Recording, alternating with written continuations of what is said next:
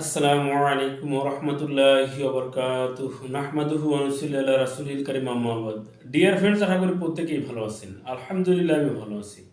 বন্ধুরা, স্বাস্থ্য বিষয়ক ইউটিউব চ্যানেল হাকিম ইরশাদুল বারীতে আপনাদেরকে স্বাগতম। সাথে আছি আমি হাকিম ইরশাদুল বারী।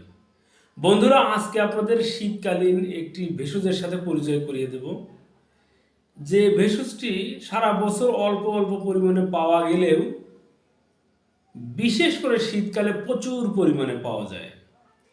আর এই ভেষজটি কি কাজের, কেন এটি সেবন করবেন? বন্ধুরা, ভেষজটি দেখতে পাচ্ছেন সাদা, লম্বাটে, আলুর মতো ঝোপা ঝোপা ধরে। আলু গোল গোল হলেও এটি কিন্তু লম্বা লম্বা হয়, সাদা সাদা কালারের। বন্ধুরা, এই ভেষজটি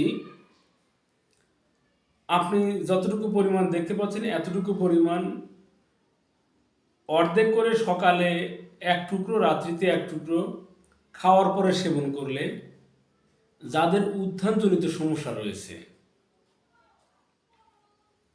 যাদের শুক্রতারজনিত সমস্যা রয়েছে, সেই সাথে সাধারণ দুর্বলতা, এমনি মাথা ঝিমঝিম করে, একটু বসে থেকে দাঁড়ালে মাথায় চক্কর দেয়, হলুদ ফুলের মতো বা সরিষে ফুলের মতো দেখতে থাকেন, পায়ের নলা ধরে আসে, এক কথায় সাধারণ দুর্বলতা সহ যৌন দুর্বলতা, উত্থানজনিত সমস্যা, শুক্রতারজনিত সমস্যা, এই সবগুলো সমস্যার সমাধানে এটি ইউনানি এবং হাকিমি শাস্ত্রে ব্যাপকভাবে ব্যবহৃত হয়।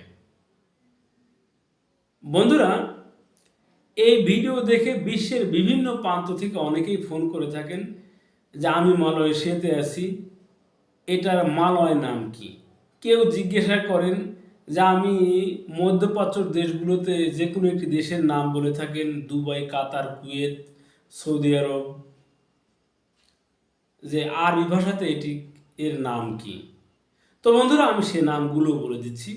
বন্ধুরা, সাধারণত বাংলাতে এটি শতমূলী বা শতাবলী বলা হয়, উর্দুতে এটাকে বলা হয় সাতাওয়ার, আরবিতে বলা হয় মুস্তাজেলা।